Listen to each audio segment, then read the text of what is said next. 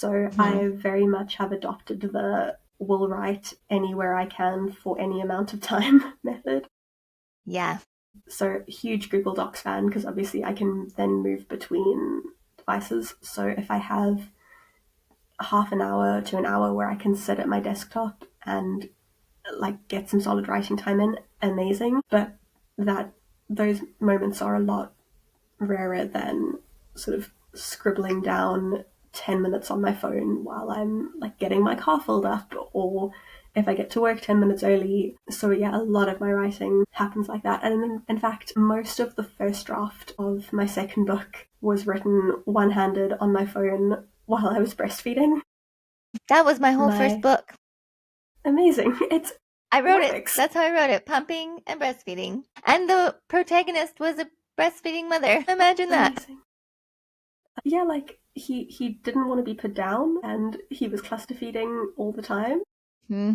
And like there's only so much TikTok you can scroll through. So Hmm. yeah, eventually I was like, let me actually use this time productively.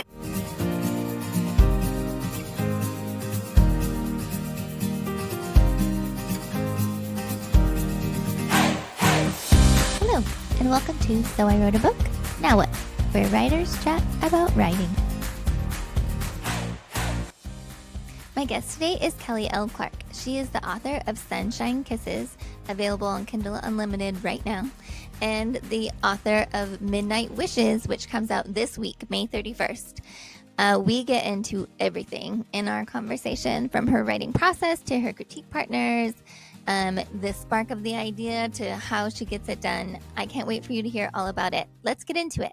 Hi, Kelly. Thank you so much for being here. Hi, thank you so much for having me. So what made you decide to write a book? I mean, I've been a reader my whole life, and I think along with that came just wanting to write as well. So I remember being like 5 or 6 and folding like an A4 piece of paper into a tiny book size and like writing a, I don't know, 4 sentence story about a witch. Um, Ooh, a witch.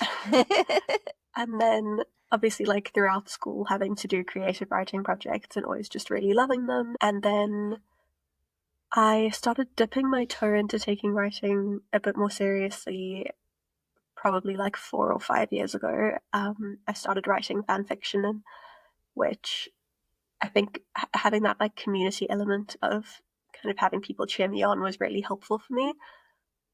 So the book that I released at the end of 2023, I actually started in 2020, shelved it for like 2 years, and then started becoming friends with some other writers. And I was like, oh, other people are actually finishing their books. I should finish mine too. How did you connect with the other writers? Was it through fan fiction? My day job is in books, and it was actually by chance that there was a local author that contacted me about doing, like, potentially doing a launch for one of her books, and I was the marketing manager for a chain of bookstores. So she contacted me about doing a launch in one of our stores, and by chance I had also met her at another event, and like we'd bonded over our love of The Love Hypothesis by Ali Hazelwood. So then we were just becoming really good friends, and then through her I started meeting other writers. So yeah, I think having that little sense of community made a big difference in me actually going for it. Yeah. And were they also, did you utilize them as beta readers as well? Yeah, so that same person and one of our other friends are, they get all of my, they're probably more my alpha readers. They get all of my like messy first drafts. Nice. Is one of them, and you don't have to answer this if you don't want to, is one of them Shamiz Patel? Oh yeah. I saw the dedication in the book and it was to So Shamiz, and I was like, is that the same Shamiz? it is indeed. That's amazing. That's so cool. Yeah, so I mean, that's why she got the book dedicated to her, because I was like, I literally don't think I would have finished this book if not for you. Yeah. So when you started writing the book, did you outline it or did you just kind of go like discovery draft way? Yeah, I'm such a pantser. I normally have kind of an idea of a couple of the plot beats that I want to hit, but I find the idea of outlining so boring. And I also am not good, like, I don't think that plot is my biggest strength. Like, Mm. I I'm really interested in the character development and the characters' journeys, both personally and like romantically, obviously, as a romance author. And the plot for me is a vehicle to get the characters where I want them to go. So at the Mm-hmm. beginning, I generally know what the character's journey is going to be. And because of that, and most likely what the romance arc is going to be. So because of that, I'll know a couple of key scenes that I want to hit. But generally, I don't have that much of an idea of the plot. So then, kind of as I'm writing it, I'll figure out the plot along the way. Right. Do you write towards those key scenes, or do you write the scenes and then go back and fill in? I normally write towards them. Those are the scenes that normally are bouncing around in my head for kind of weeks or months before I actually start writing the book. Mm-hmm. So I'll have like a messy Google Doc open where if I get snippets of dialogue or things like that, then I'll jot them down just to make sure that I don't forget them. Or Mm-hmm. I'll do a very, very rough synopsis of what the scene might look like. And then I kind of put those in timeline order within the document. And then I'll just keep writing above that. And then it's just Mm-hmm. like a treat when I get to that scene and I finally get to write it. Yeah, I always treat them as carrots too. Like if you want to write that scene, you have to write all these other scenes. Um, so how did you know then? So you wrote it. Did you write the full draft or just partial before you set it aside? So when I set it aside, it was a collection of random scenes, Mm-hmm. and then it was actually when I became friends with Shamiz, she was like, "You have to write the book if you want the book to be written. Just start at the beginning and start That's just writing it." mean. Right? You mean I have to work if I want to achieve something? Like it's bad. Oh. Um, so yeah, that was the point at which I started writing from the beginning, and then yeah, I had these key scenes in mind that were really well fleshed out and really well edited because I've been just rewriting those scenes and getting nowhere further in the book for like 2 years. Mm-hmm. So yeah, it was really great to then finally actually give them a story around these like 3 or 4 moments that I was obsessed with.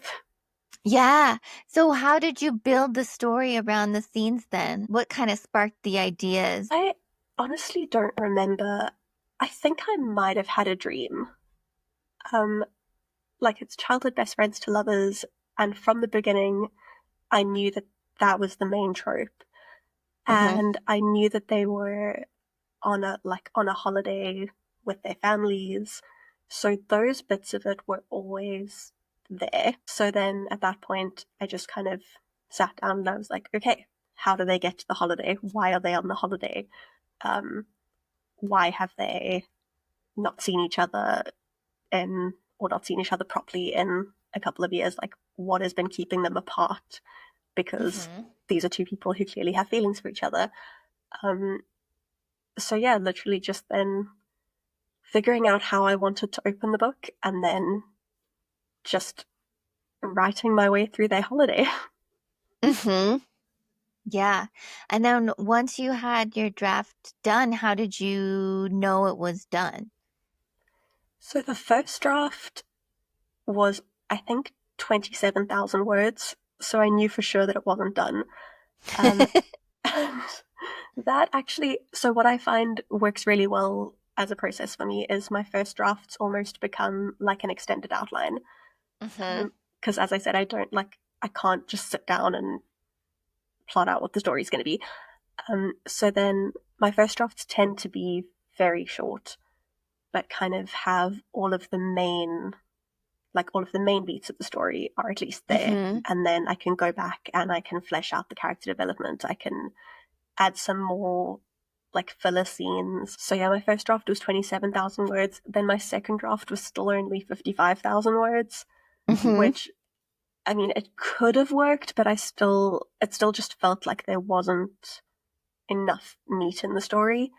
Hmm. And then, yeah, my beta readers confirmed that. They were like, it's strong, but they were really helpful in showing me places that I needed to add things, where I Hmm. needed to add to the story, either in those like fun scenes where you're just kind of seeing what they're doing, or in actual sort of development of, I don't understand, why this character is like this, or why this part of their Right. relationship is like this.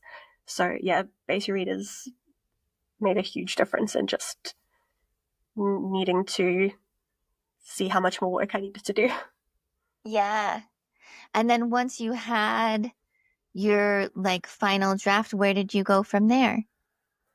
So I knew from pretty early on that I wanted to self-publish, partly because I just didn't want to deal with like traditional publishing timelines. And I think at that Yeah. point as well, I'd, I'd posted, like I said, I started writing fan fiction and I'd got really good feedback there. And then I generally was getting really good feedback from my beta readers, but also my beta readers were mostly people I was friends with.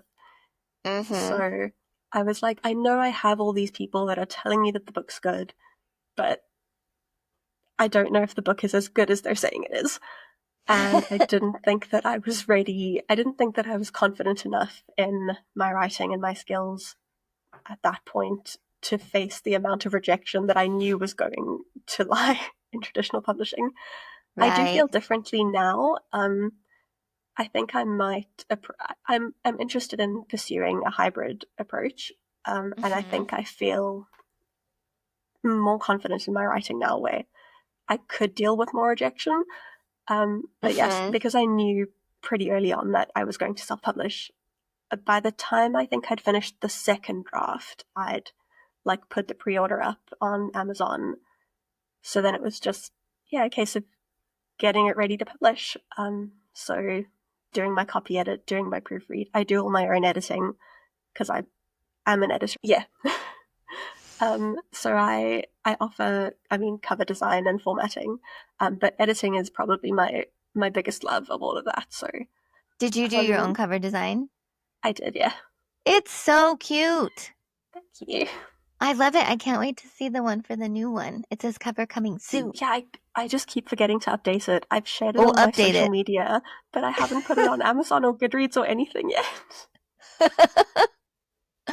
Well, I'm gonna track it down. That's so cool. So you knew early on that you wanted to go with self-publishing and you had all these skills already, which is very helpful for self-publishing. Did you have like a marketing plan when you went into it? As I pants my books, I completely pantsed my marketing. Um, I basically just did what I saw other people doing. Hmm. I worked as I mean not I worked as I was a bookstagrammer before I pivoted to posting mostly about my own books. So I had like some skills in the realm of taking photos, and I had a small built-in audience and like a small built-in community. Hmm. Um, so I just kind of this the kind of things that I was doing on my Bookstagram, I just started doing the same thing, except I was now talking about my books. And it had some success. I've been so grateful for the support of like the South African Bookstagram community has been amazing. So that was definitely helpful. But yeah, I knew nothing at that point. So I was just like, well, I've seen people do arcs by posting a Google form, so that's what I'll do. And I think I got like 30 arc signups, and That's they pretty were good all, though. yeah, I was really happy, but they were all pretty much people I knew. So I didn't even go like the book funnel route. I literally just emailed EPUBs to Yeah. everyone because I was like, I trust these people. No, none of these people are going to pirate my book. Um, Yeah. and then basically just like my usual Instagram marketing.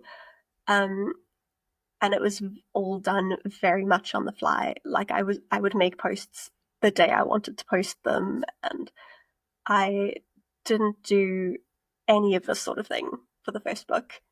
I've really only started like reaching out to people to try to reach a bigger market in the last maybe 3 or 4 months. So Hmm. I think I'm finally kind of finding my stride with marketing. But yeah, for the first book, it was all very just figuring it out as I went. Yeah, it seems like a lot to figure out too. Like even just the like putting it on the different platforms. Did you put it on multiple platforms? That when I ever think about self-publishing, that's something that intimidates me when I think about it because they seem confusing. Yeah, so I also knew that I wanted to put it into Kindle Unlimited. So then I could only put the ebook onto Amazon, which Oh, okay. I think also made it less stressful and less intimidating because it was only one platform that I had to figure out. And Totally. then to upload the paperback, I I just had to format the paperback and then it was still the same platform that I had used to upload the ebook, so it was kind of familiar. But yeah, I seeing people talk about publishing wide stresses me out because it just seems like so much. I think I'd like to It pursue it does. It's one day, but hmm I think when I'm a bit more comfortable with my process, because it does seem very intense. yeah. So your second book, is it part of the same world kind of as the first book? Yeah, so the second book follows the brother of the male main character from the first book and the best friend of the female main character. Fun. And was your process different the second time writing, or did you still kind of do the like big extended outline discovery draft method? Yeah, very much. It was very much the same. I think naturally my first draft for the second one was a bit fuller, partly Hmm. because I think I just know what I'm doing a bit better now. And also, the plot for this one came a bit easier to me.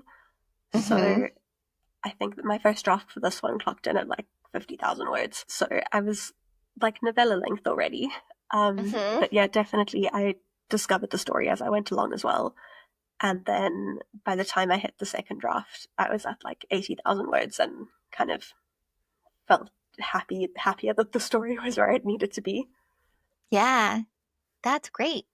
Then did you use the kind of same alpha readers that you did before? Same alpha readers. I brought in a couple of different beta readers this time, which was really helpful to get different perspectives. And also, I was a bit braver and brought in some people that I don't know as well, who I knew would still be gentle with me, but would definitely be honest with me. Right.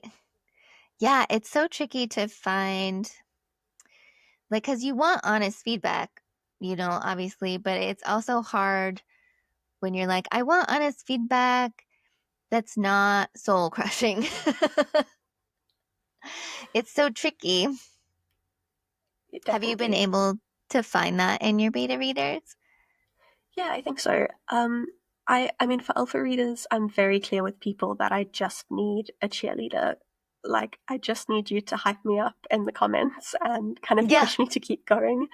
Hmm. And then, yeah, second round when I'm, I think the book is kind of shaping into what it needs to be. I am a bit more like, you can, you need to tell me if something's not working, but also I'm very fragile. Please be nice to me. And they were really great about that. Oh, that's good. Yeah, it's tricky. Like, and also people are so different in how they approach their feedback and how they like receiving feedback that it is a tricky, like, kind of thing to find. Because I've also encountered some people, like I do the sandwich method of like if something is working, I'm gonna let you know. I like calling out the positive things because I don't want them to lose it in the things. But I've heard some people that like don't want to know what's working. If it's working, don't call it out. Just like mark what's not working. And to me, that sounds terrible. Yeah, I can't imagine reading through like going through a whole book's worth of feedback and only being told the bad things. Yeah, it would be really hard, I think, because it would just be one after another, and be like, because I mean, there's always going to be, no matter how perfect of a writer or seasoned writer even that you are, people have their own opinions on books and on what works for them. I also find the positive comments really helpful because I want those are the reactions I want someone to have when they're reading my book. Like I want to Hmm. make a reader swoon and squeal, and so I find it so helpful to see when my beta readers are having those reactions, because then I know that that's like maybe that's a moment that I should be lingering in, or that's a Right, moment that I should totally. definitely not cut if I'm coming back to it and trying to be a bit more ruthless. So I Hmm. find the positive comments as helpful often as the negative comments, and not just for my ego, but also for actually making it a better book. Yeah, definitely. Because I also feel like it's easy to get lost sometimes when you're in like super revising mode of where you're like, okay, I'm gonna slice this up and this is gonna make it work. Um, I think it's easy to sometimes overlook things that would speak to people because you wrote it and you read it a billion times. Yeah. Yeah, definitely. Yeah. Did you have ARC readers again for this new book? I do. I'm sending out arcs next week, and Oh, that's exciting. I have a lot more strangers this time round. So again, I'm interested to see kind of what my early reviews start looking like. Yeah, since you self-published, you must read. Do you read your reviews? So I have the Goodreads blocker installed where it only shows you 5 stars. Oh, that's nice. Oh yeah, so it is. I think if you just search like Goodreads 5 stars in the Chrome extensions, it comes up. Hmm. Apparently, it doesn't work for everyone, but it does seem to work for me. So then I only see the 5 star reviews, which obviously could still have criticism, but there'll be like enough good stuff that the criticism doesn't hurt as much. Yeah. And very, very occasionally, I will turn the filter off. And so far, I haven't been burnt too badly. I had one star review that I was just like, okay, that's fair, and kind of moved on from. But I know that there's Yeah. going to come a day where I see something really, really soul crushing, and I don't know if I'm ready for that. So I'm trying to be better about not looking at them. Yeah, totally. It's tricky to like because it's not like you can't do. I mean, you could rewrite the book and re-upload it, I suppose, but the book is how you want it to be. So sometimes it's just not everybody's cup of tea. And that's fine. Like, there are lots of books that I don't love that are incredibly widely loved. And I think that's what I remember. And also that there are a lot of books that I love that also have 1 star reviews. And I'm Yeah. like, I consider this book perfect. And if there are Hmm. people out there that think that this book is a bad book, then I can deal with there being people that think that my book is a bad book. Totally. I read the beach read 1 star reviews just to like give myself some perspective because I just love that book so much and it's so interesting to hear people's opinions. Like everyone just takes to books so differently. I think I often get more upset seeing bad reviews for books I love than I think I would feel seeing a bad review for my book. So I like Happy Place is my favorite Emily Henry Mm. since you mentioned her, and Hmm. some of the I know it's not a lot of people's favorites, and some of the reviews that I've seen, I get so mad because I'm just like, you're wrong. You didn't You're understand it. absolutely wrong. How dare you?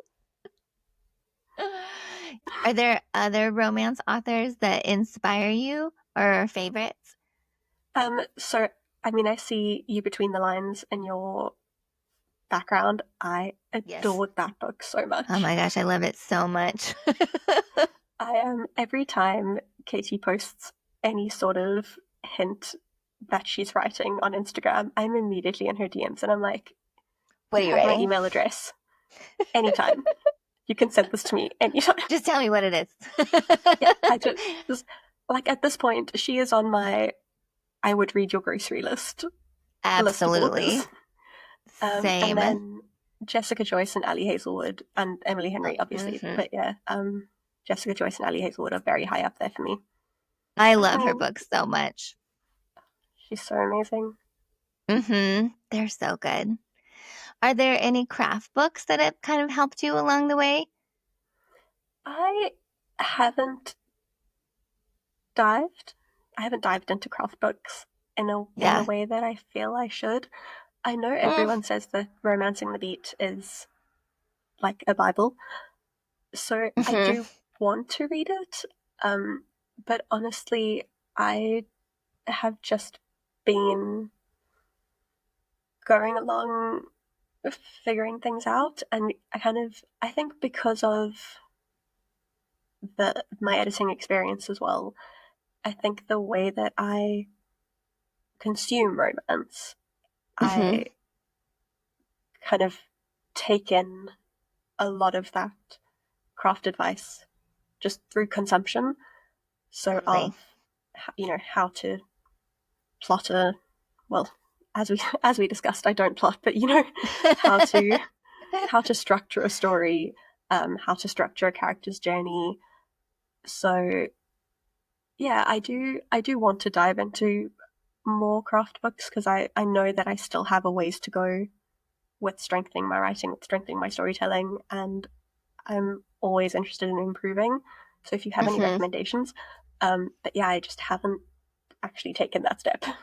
Yeah. Well, I feel like craft book because everybody learns differently, right?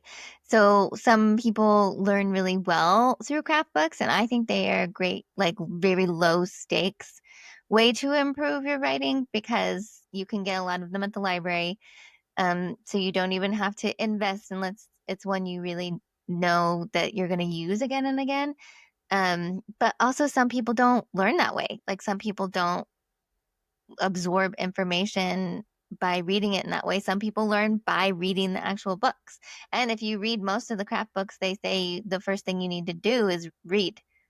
Like read books in your genre and read books outside your genre. So, I mean, I think any way that you learn about story is valid, you know? Yeah, I think the reading outside your genre thing is something that helps me a lot as well. And I, alongside romance, I mean, I love fantasy.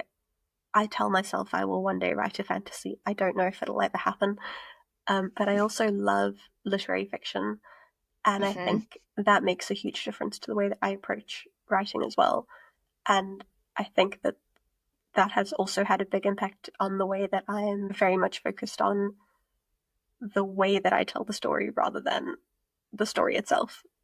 So how hmm much focus I put on like my line level writing and those character journeys that I keep talking about because that's the backbone of what literary fiction is. So I think that just has so having that background of reading again hugely impacts the way that I write. hmm Do you have any favorite literary fictions that have inspired you? So I think my favorite one is a book called What Red Was, which is the furthest you could get from a romance. It was a really like harrowing story um, about a girl that is assaulted and kind of how, but assaulted by the relative of someone close to her, hmm and how after that, just sort of everything in her life starts to fall apart.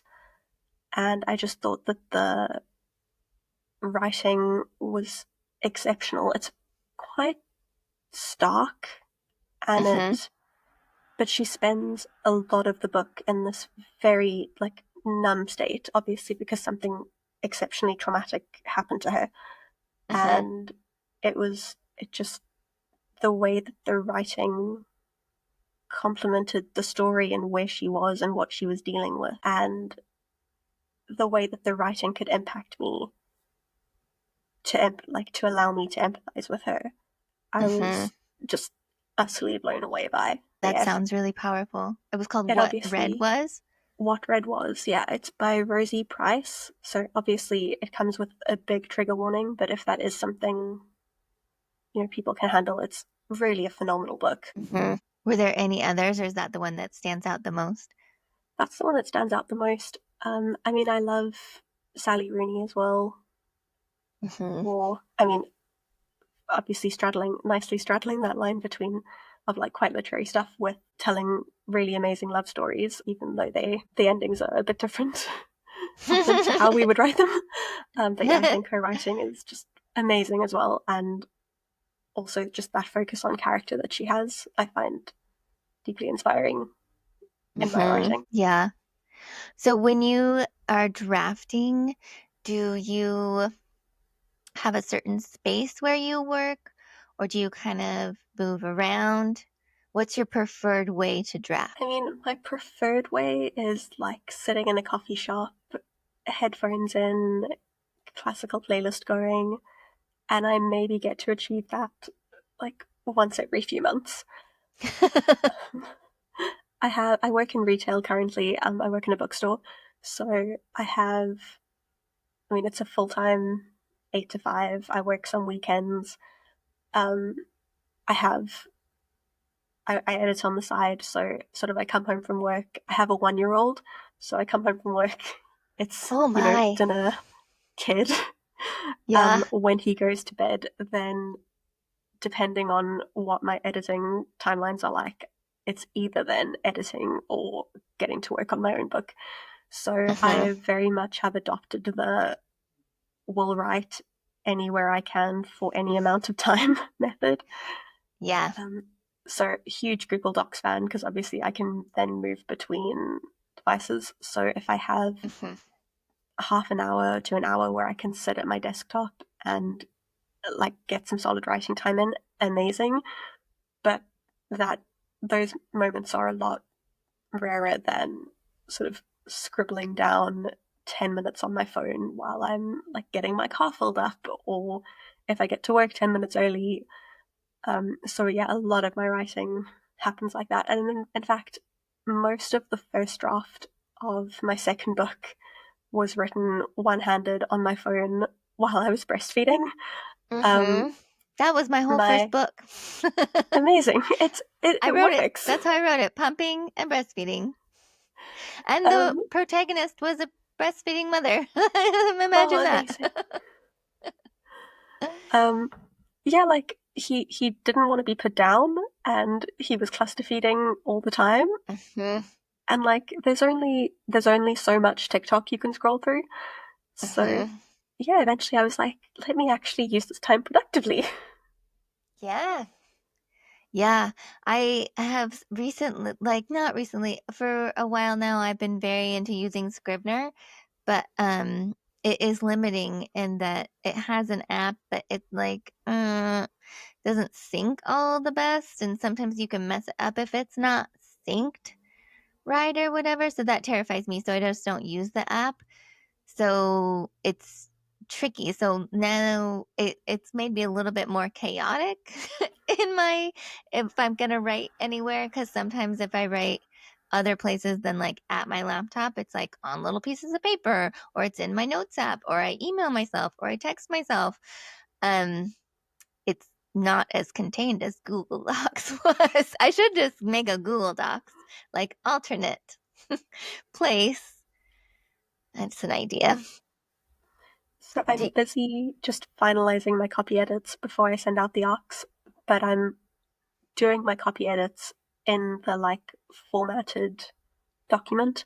So I'm not mm-hmm. using Google Docs because I'm just using a Word doc on my laptop. So obviously now I do have that limitation, and my notes app is suddenly the most chaotic it's ever been because I'll halfway through the day I'll be like, oh, this would be a really great way to just like polish up X scene, and then Mm-hmm. I'm just frantically tapping out like a few sentences that I think would really sharpen the scene in my notes app, and hoping that I remember to transfer them to the document later. Right? One thing that is nice about the Notes app is that you can search it. So, because sometimes I can't find the notes that I left for myself in there, like I don't title them or make it easy to access for myself for some reason, but I'll remember like one word I used and I just search it. So many amazing ways to organize it. Like there's color coding, and I use Is none of there it. I really? also don't. Oh, I have an Android, so I'm not sure about iPhones, but like you Oh, I can. bet there is. I've never I'm even sure, looked at it. Never occurred to me. I bet you can organize your notes app. but yeah, same. It's just like a chaotic mess of every random thought I've ever had. I think that's okay though. I interviewed Holly Gramazio, who wrote The Husbands, and she also writes in like every single app you can possibly have, like write in, and that made me feel a lot better about it because I was like, well, her book is very coherent and wonderful. Like if she did it, it's okay. However, you have I, to get it out of your brain. that is why I love getting insight into other writers' processes. Like I know Abby Jimenez recently has been talking about the fact that she basically almost exclusively drafts on her phone, and everyone has been like, "That's insane! How are you writing your books on your phone?" And I was like, "I write on my phone too. Yeah, I We know. I share saw that this." and I was like, me too. Also, it's so, I just think, I don't know. I think it's amazing that we can write on our phones. Like, I think it has made writing a little bit more accessible in that way. Cause like Abby had to do it a lot of times because her daughter has really high medical needs. And a lot of times she was writing on her phone in the hospital. So I think the fact that you can take your phone, like you do take your phone anywhere. So it's not like you're even taking something extra. And yet it's always there for you to like write your ideas in is pretty amazing. I keep telling people that I literally like would not have published if not for being able to write on my phone. Like I have a laptop now, but while I was writing the first draft of the first book, I didn't have a laptop. I had a desktop, so I still had access to a place where I could properly type. But, like if I was kind of finished with my day at 11 o'clock, I just wanted to crawl into bed. Like I didn't want to sit at my desk to write.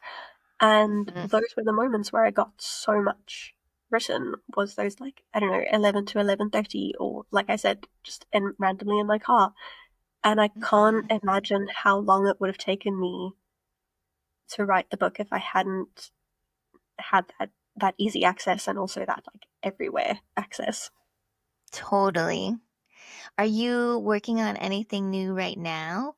Or are you still kind of finishing up the last book for it to go out So into the very much world? focus, very much focusing on finishing up that book.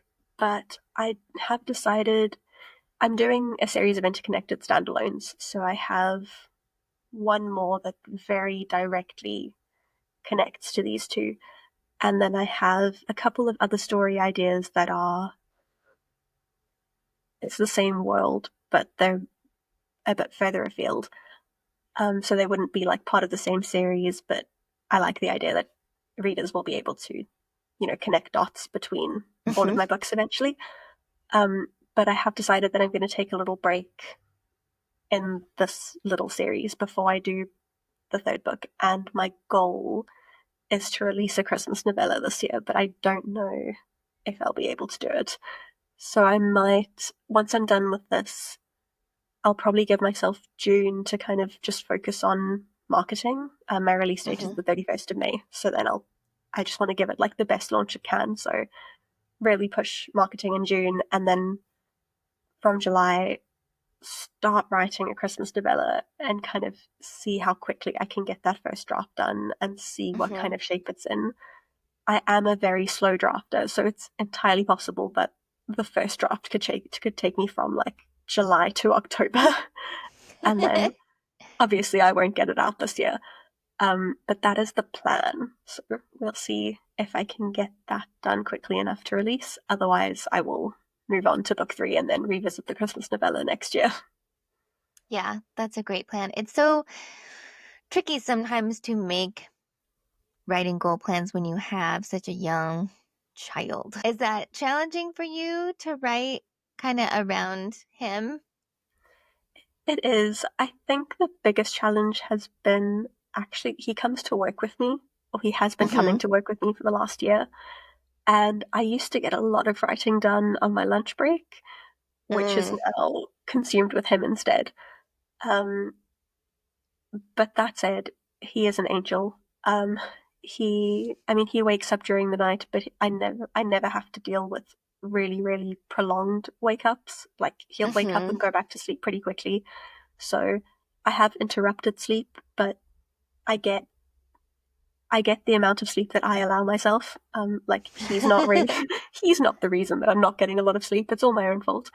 Right. So it definitely adds challenges, and where like before, if I got home from work at 5, I could start writing at maybe 7 after I'd like done dinner and kind of settled into the night. Whereas now I have to wait until he goes to bed, which is going to be anywhere between like 7:30 and 9.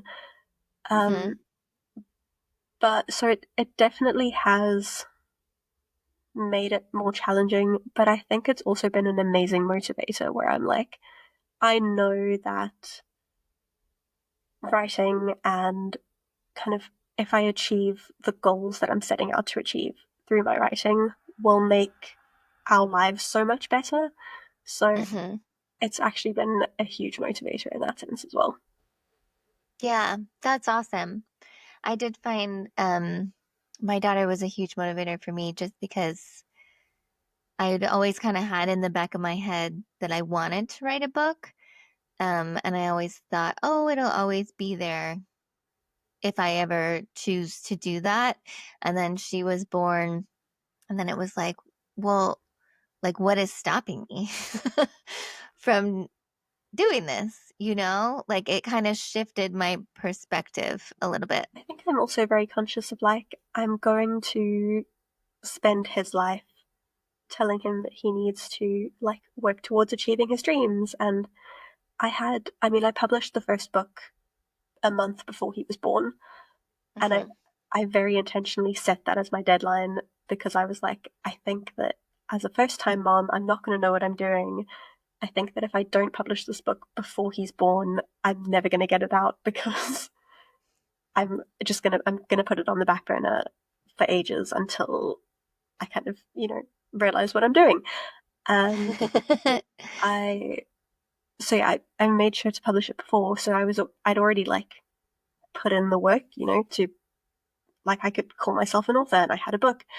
Um, so I'd already achieved the dream in that sense. But yeah, I think I'm very conscious that like this is what I want my career to be, and I'm going to spend his life encouraging him to chase his dreams and like do what he wants to do with his life. So I should be doing everything that I can to make sure that I'm doing the same. Yeah, totally. It was very much the same for me too. I'm like, why would I not try? If it was them, would I tell them to try? Yes. Yes, I would. Yeah. You mentioned that you might want to write fantasy in the future. Do you have ideas for that? Or is it just a genre you would like to explore? I have one Google Doc with again some scenes written because that was very much how I used to write was I would write all the scenes that came to me. So now I have, you know, 15 Google Docs that have like 3 scenes each in them that are all really polished, but I have no idea what the greater plot of the book is. And I have one that is, I mean, at the time I would have called it fantasy. Now I guess it's very much it would fall under romantasy. Hmm. Um, and I think what really affirms that is I know exactly what the romance plot line looks like, but I have no idea what the fantasy I don't even know what the fantasy elements are. I just know that it is a fantasy. But I haven't figured out what any of those magical elements will be. So that is definitely one that I want to explore because I really love the characters, but I just need to figure out.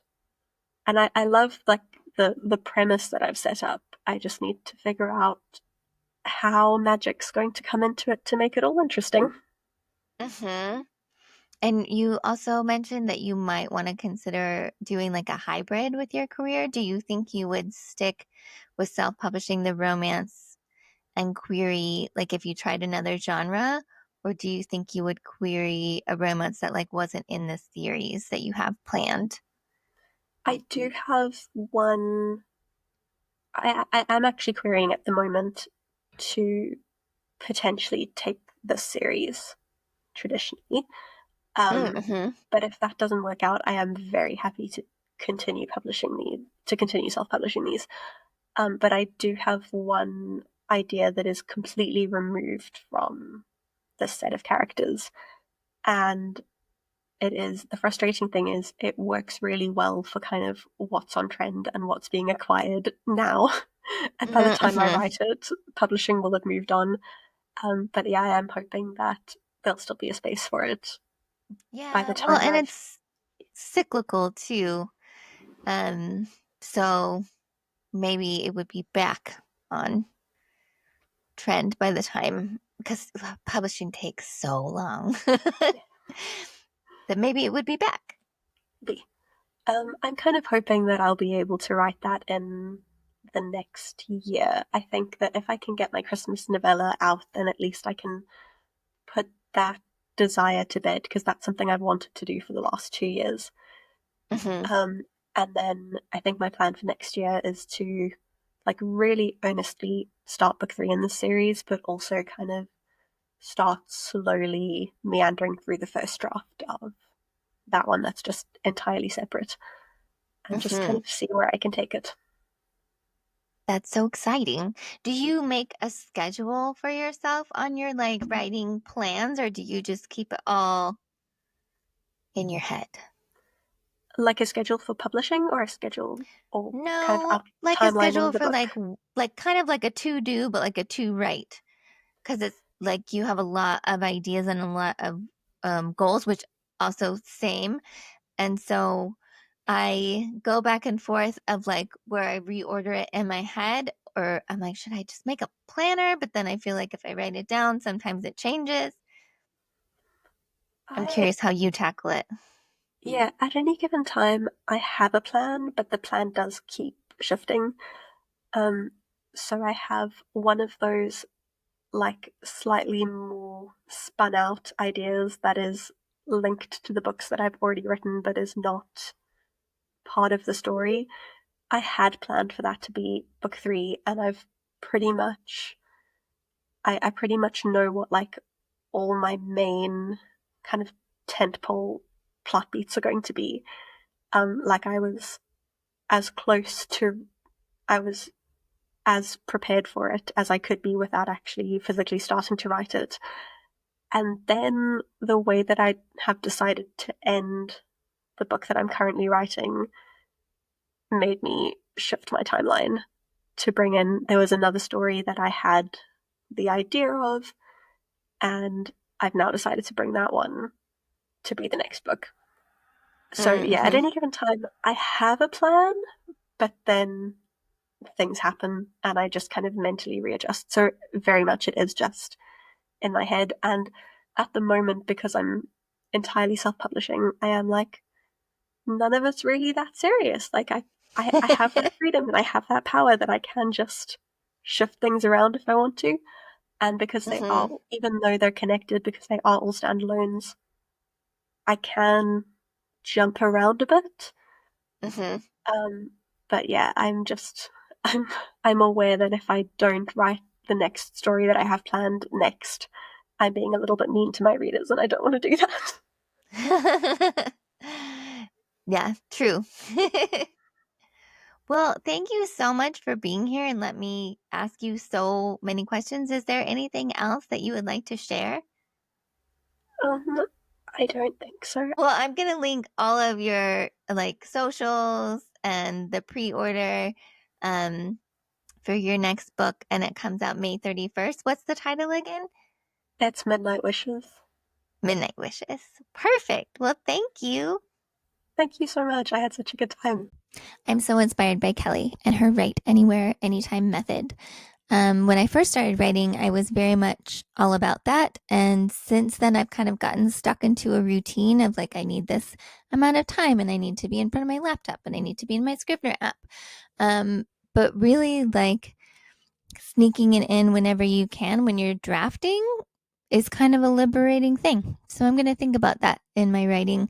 Thank you so much for being here and joining us. If you liked this episode, please show some love by writing a review or a rating or a like or a comment. Don't forget, Midnight Wishes comes out this Saturday. It'll be on Kindle Unlimited, and I think it will also be available in paperback. So make sure to get that. Thanks. Bye.